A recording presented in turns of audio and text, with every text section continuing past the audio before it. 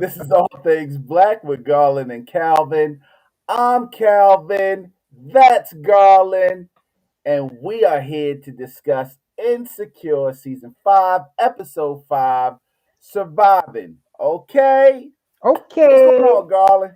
Hey man, feeling great, man. Monday night. You can't complain, man. I'm just heading about to slide into Thursday with all this turkey and all those fixings and stuff. So I'm trying to do all my workout days all the way up to Thursday so I won't feel too guilty on Friday.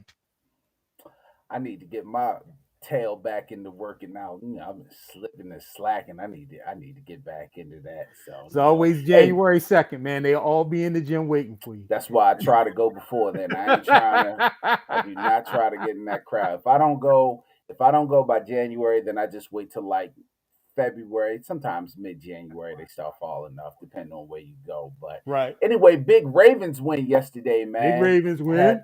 had the boy Huntley in there. I call Huntley Lamar light because he ain't quite Right. Lamar, but he kind of Lamar. He like the free version of the app. You know what I mean? He Right, ain't the right, paid right. version. He like the free version of the app. But he pulled it out for us. Hey, if you ever want to see a game manager, he was a game manager yesterday. Do everything you can do to not lose the game. And Right. then all you gotta do is make one or two plays and we'll win the game. And he definitely made it happen. Chris Westry tried to give it up, man. He tried to give it up. He tried. Tried, He did tried. his damnedest, but the offense said no, no, we're gonna get this one. So yeah, I mean, I was getting ready to say this Miami loss was about to come back and bite us, but it'd have been great being 8-2, but 7-3 is nothing to sneeze at as well. Yeah, we still got five division games, the Packers and the Rams. So Yeah, we got it get some. rough Sunday night. Yeah, we needed to be at least 7-3 going into this. But Yeah, anyway, let's get to Insecure, man. Let's see what Issa and them talking about. yeah, let's do it. Let's do it. Insecure episode 5, surviving. Okay. And so the lead off this, man, I just want to do a little rendition of "You Gotta Go Downtown. That's the way to my love. Round and round. Ooh, you can't stop till you find my love." Yeah, we open up with a little downtown. You gotta go downtown and spell. Yeah, that's the secret spelling. Now, hopefully, I know it's Baltimore City where almost half of the students didn't graduate from with a GED from high school. So maybe that guy was from Baltimore. I don't know, but we shall see. So far, Insecure, the final season, has centered around Issa's career decisions and Lawrence's experience as a new father. But until Surviving Okay, Molly's latest arc hasn't really been established. And so she was worried about reconciling with Issa and re entering the dating world after Andrew. But she saved her head and adopted a new worldview, allowing those things to happen naturally. And so in this, Kerry Washington directed episode, if you didn't know that, Kerry Washington directed the episode. Molly, or Mally, as she was known in the bedroom, as she's known in the sheets, she starts off the episode riding the mustache of some dude. She put the pootie on the mustache, and so she's having fun, and she's not getting serious, Calvin, in her social life. She's just having her pick of the litter. So, how do you feel about the new Molly? Well, first of all, just to be clear, in order to not get accused of spelling the wrong name, you actually spell your own name or learn Morse code. But anyway, I think it was a great Right. introduction. I believe the term for that we'll see later on in the episode. I believe what do they call it? Cunnilingus or something. I think we see Yeah. her later on in the episode. So, I mean, hey, way to open up. It's about time Molly started getting her. And it was some random dude, Hey, get yours, Molly. I'm not hating on Molly. Do you think, girl? Yeah, some rando. Go ahead. Spell them out, Molly. That's what I'm saying. Supercalifragilistic espialidocious. Whatever the next word you got to get to, go ahead and get it. And so Molly's mom is in the hospital. She had a stroke, and the outcome is it appears that it's going to be paralysis to her body. And it seems like Molly will have to consider the importance of career versus her family. She refuses to put work off, but she has, her emotional state has always been closely tied to her family. And so you see her questioning if she's done enough. And then, of course, our girl Issa shows up to support. And so let me ask you this: can Molly make it through this? What do you think? Because she's so close and tied into her mom. And, thinking back to last season when she found out her dad had an affair and how much that had rocked her relationship with her father and the family and all. How do you think she's going to make it through this? Yeah, man. So my mom lives with me, and at a certain point, the kids start becoming the parents. So, you Right. know, she's gonna handle it. It's just it's almost like an instinct. And just like they tell parents, people are when you have your first kid, you're so nervous. What am I going to do? What am I going to do? And seasoned parents always tell you, you'll figure it out. Trust me, you'll know what to do because number one, you don't have a choice. You start realizing that it's just you. And although Molly has other family to lean on. She feels like, and this is just her personality anyway. I'm the attorney. I'm the successful one. I'm the smart one. I'm the one that needs to take care of all these things. So yeah, she'll definitely figure it out. Now the tough part is not knowing that her mom had a first stroke. This is her Right. second one. So when you start finding out that things were happening with your parents that you don't know about, you start feeling like, like what the hell? Like what are you doing? Like you gotta tell me these things. Like you need to be taken care of. And the parents don't feel like that. Right. And that's one reason why I had to move my mother. And I'm like, you can't live, you can't be by yourself. And she basically like, I've been by myself all my life. What the hell Right. are you Right. talking about? Right. So Right. but yeah, but she'll be able to handle it. But I think any of us that have parents that are still around that are getting older, we start taking on that responsibility of being their natural caregivers. Yeah, definitely. One thing that I really got from this is, we got to make sure that we legally cover our parents and their assets and their decisions and all of those things. I know, like you said, you're dealing with it. I'm dealing with it as well. I have an older sister. We just met last week with the attorney trying to get, the legal things, all of those things, power of attorneys in order, things with the mortgage and names on all different documents so we can make sure that we have, the coverage of, God forbid, where we have to make decisions when they're incapacitated, that we're legally ready to do those things. And, anybody that's out there that's heading towards that, I would, start encouraging your parents now, not until they get sick, because a lot of times what we do is we wait until there's a catastrophe, and then we're reactive instead of being proactive.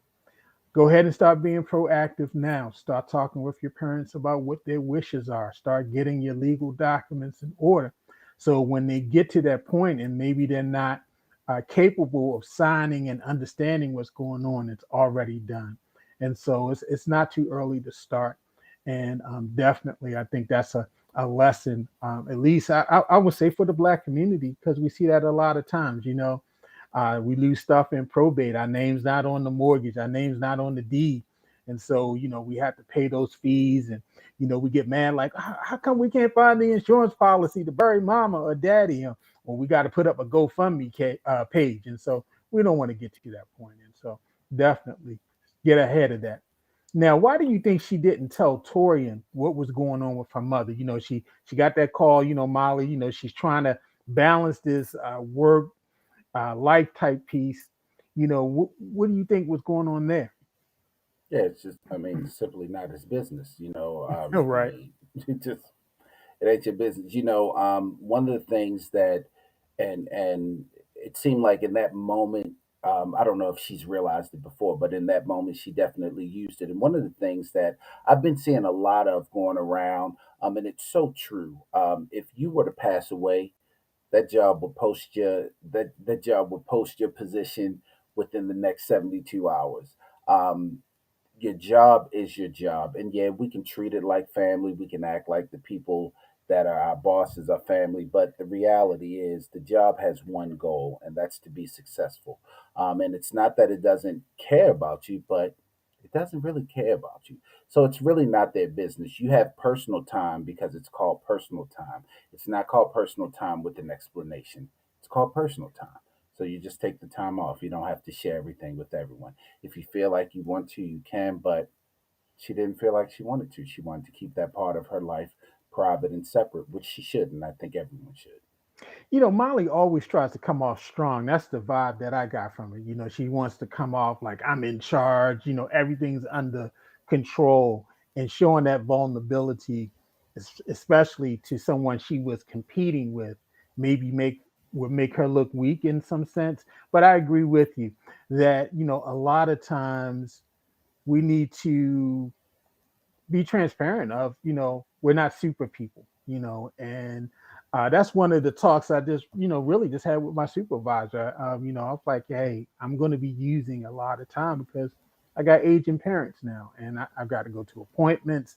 I got to do all these things, and so I want you to know what's going on. I'm going to do what I need to do, but I'm going to use that time I've earned and stuff to do it. But I so you know, and you'll work with me. And I think a lot of times, Molly, is her strength piece as well, trying to come off like she's not weak.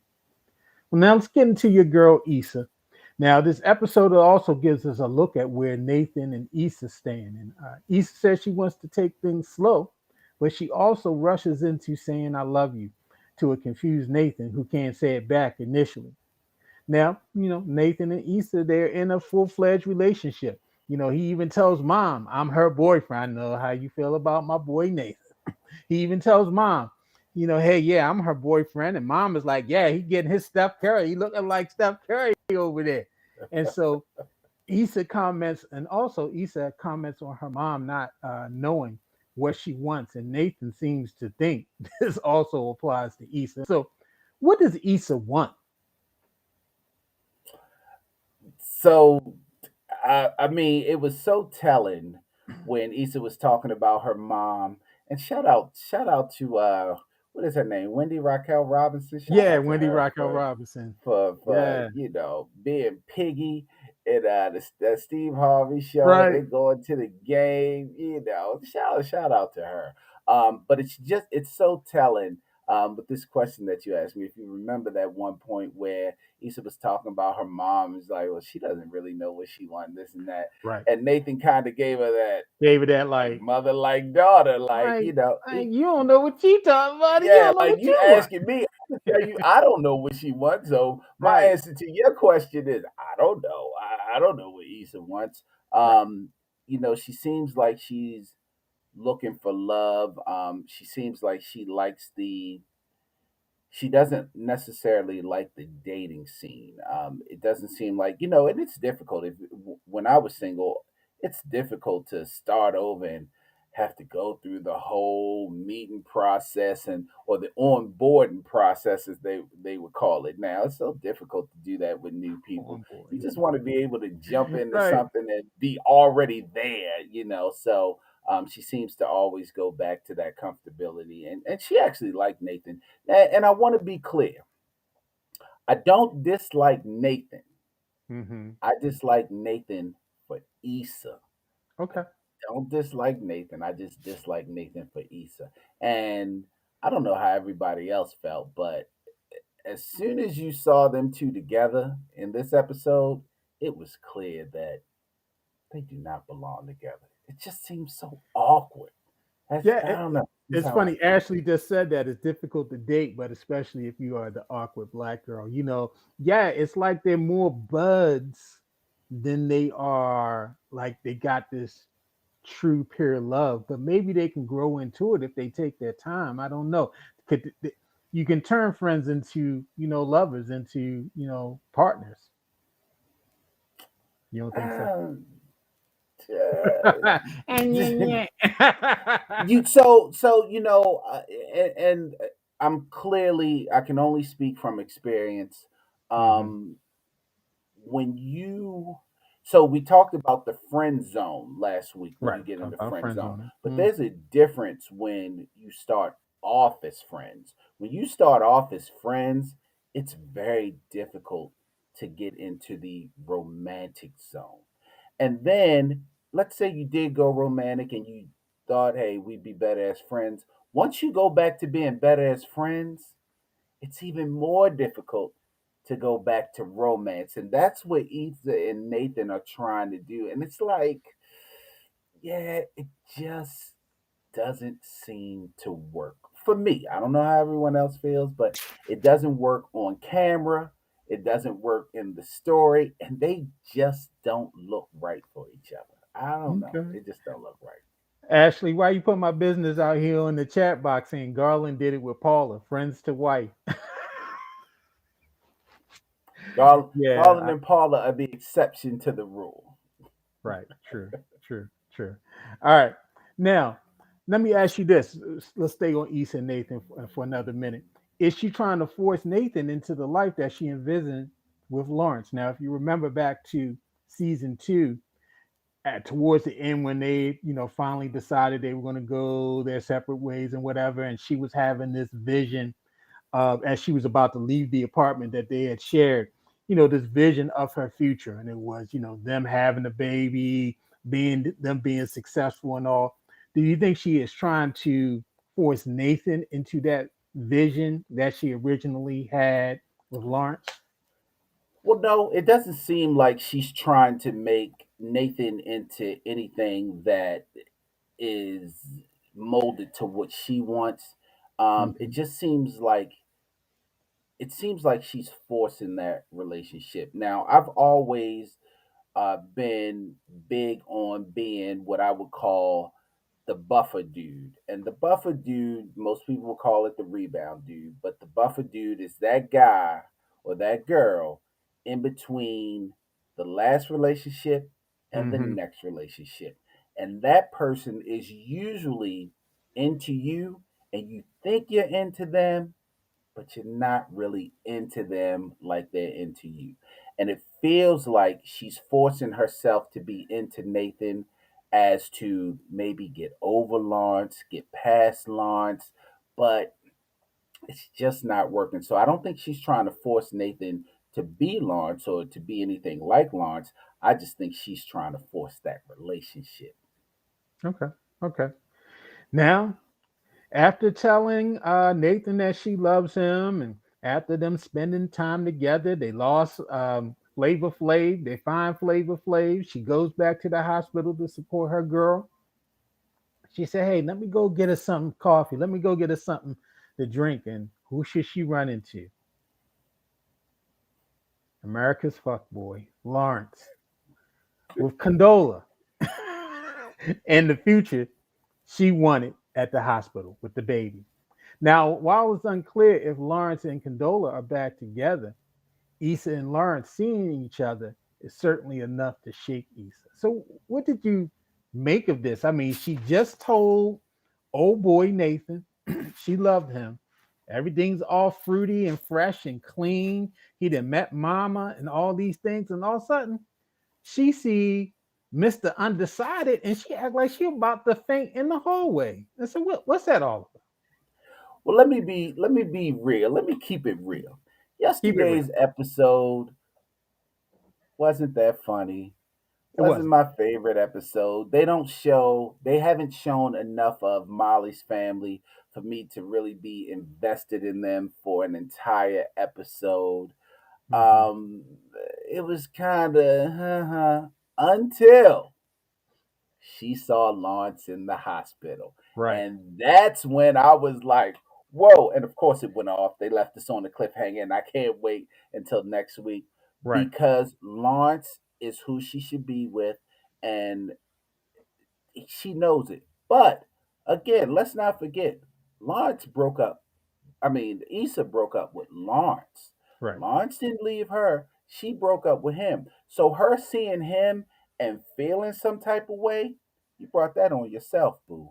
Everything I talked about this last week, everything that Lawrence has done that she may not have approved, every situation she's in now when it comes to Lawrence is all Issa's doing. Issa did all that. She made those decisions. But that was the best part of the show. It lasted literally like 3 minutes, but it was the best part of the episode, and I can't wait till next week because it looks like she says something. I personally think that's her imagination saying something. I hope Right, not, because really wanted to kick off. I really right. wanted to kick off, and I told you Cunnilingus would make an appearance, and she did, and she did.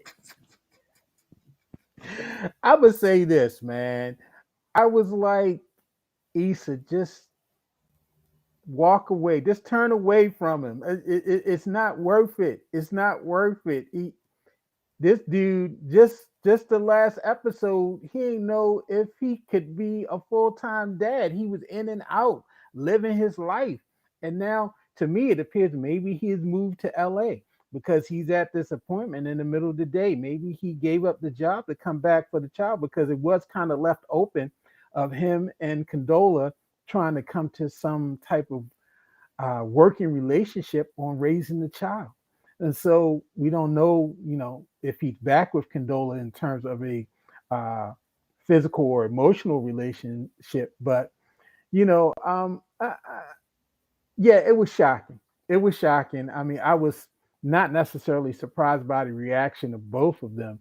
I just, maybe this is this, I love you forever type joint. But to me, it's just it's a volatile relationship. It never works. They could just never get it together on the same plane. Nah, that you know what? That's not really true that it never worked. That relationship has worked, but When? the decisions that have been made have always branched it off to something else, and then you got Hmm. to deal with those consequences. Like whenever they're together, it's like chemistry. But now Condola's pregnant, so she can't take that anymore. You know what I mean? But Hmm. she drove Lawrence away. Well, I don't want to say drove Lawrence away. She didn't try She Lawrence didn't for it. want to continue with Lawrence. You know what I Right. mean? It's so funny. So I'm reading Ashley. Ashley says running into him is one thing, and running into him with Condolences. condolences is another thing.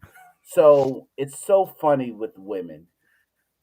If you remember some seasons ago when Lawrence found out about her and Daniel, his first question was, "You effing him? You effing Daniel?" Right.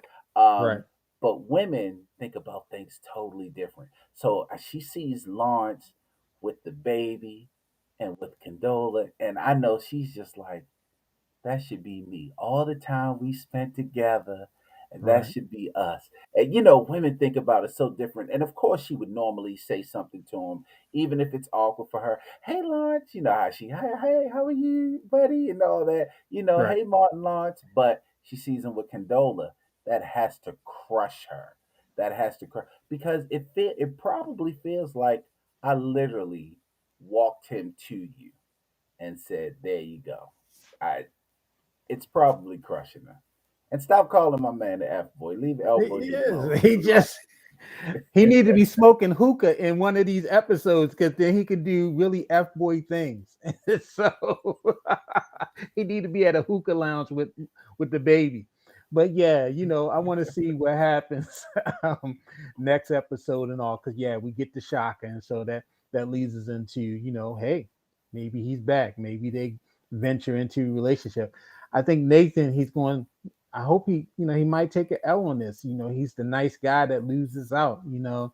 And so we'll see. We'll see. Overall, it's a pretty even episode. I mean, not a lot of fire and spark in it, but it looks like it's kind of like that lead into okay, they finally see each other, and do they confront each other? Oh, Nathan needs it. So Ashley says he's going to take the Mhm. L for sure. Yeah, Nathan needs to take the L, the Lawrence L, because Lawrence is coming back, and it's about to be Lawrence and Issa. That's all I'm Um, saying. Team Lawrence, Lawrence, L Boogie, I let's bet go. you, I bet you, him and his mealy mouth, he probably then told Condola he gonna be there, and then he gonna see Issa, and he gonna back out on Condola and Mustafa. Hey, Lawrence wants love also. Why do you think Lawrence doesn't want love? Lawrence wants love. Lawrence just wants to be accepted. Lawrence, he don't know. He just want to make people happy. He don't know what he wants. That's And my Issa issue with knows. this character. Ye- Yeah, I mean, no, Issa don't know either. I ain't talking about Issa. I'm talking about Lawrence. No, of course. That's why we know Issa don't know what she want. That's a whole part of the show. L Boogie for the win. Let's go, Lawrence. See you later, Nathan. Oh God, Nathan. All right, Nathan. Go see your therapist, buddy, because I see you about to have a tough week next week. So hopefully he's in therapy. All right, man. You got any closing thoughts you want to share before we close out? Yeah, man, I do. I do. So this is something that is pretty special to my heart. And as we come upon this wintry season, this holiday season, um, we always run into the same situation. And here in Baltimore, it seems to be a big deal. And let me say, coming from a guy that has lived with his mother, had roommates, lived in apartments, lived in boxes, lived in cars. Let's just say it is not okay for you to park in front of my home. I don't care what the law says. I don't care if the law says I only own from here to the curb. I don't care. Park down the street. That's You don't crazy. even if you want to park in front of the house, why you gotta park right in front of the damn door? And if I shovel the space and you think you're gonna pull in the space, or we got a whole nother issue that we're gonna deal with. Right. People that do that are rude and ignorant. And y'all can sit there when people start making that argument, well, the law says this, the law says that. Tell me you live in an apartment without telling me you live in an apartment. Cause you're literally letting us know that you have never owned a home or even rented a home. Because even if you rent a home, you feel like when I get off of work and when I come from somewhere, I just want to be able to get out of my car and walk straight to my door. I shouldn't have to park around the corner, park down the street, and walk up. And then when I wake up the next day, every spot in front of my house is gone because now you decided to leave. So now I gotta go get my car and bring it back in front of my door before somebody else parks there. And you know who I blame? I don't blame the person that parked there. I blame the neighbors. God damn it. Why don't you tell your friends, hey, I got neighbors. Why don't y'all park around the corner? If you want to drop something off here, cool. Park around the corner or park down the street. Or if they want to park in somebody in front of somebody's house, let them park in front of your motherfucker. They your friends. They your get. You know what? Let me Right. calm down. That's all. Right. That's all I gotta say, sir. That's all. I'm with you on that one, bro. Even where I live, although I have a parking garage, my daughters park on the street in front of the house. They always park there. It's kind of like where they park. That's their parking space, and it irritates my soul when my neighbors or someone has party or people over and they park in that space. And I'd be like, how come they don't tell them to either park in their front of their house or further up because the two girls that live next door, that's their parking space. But I leave it alone because Negroes are a little crazy nowadays. But yeah, it's a little irritating. I feel you. Amen on that one. Now, my closing thought is this: we are in going into the holiday season, starting on Thursday. Hopefully, this year, hopefully people will get an opportunity to spend time in person with their family. I know last year we did a virtual Thanksgiving because there was no vaccine. And so we were all online showing our plates and talking about what we were doing. And it was okay, but it was rough. That going into the holiday without being able to see family was very tough. And so, but this season, people have had shots. Maybe some people haven't. People have had boosters. Some people haven't. And so you do have the opportunity to be physically with people. But one of the things I want to make sure that people are doing is take care of your mental health.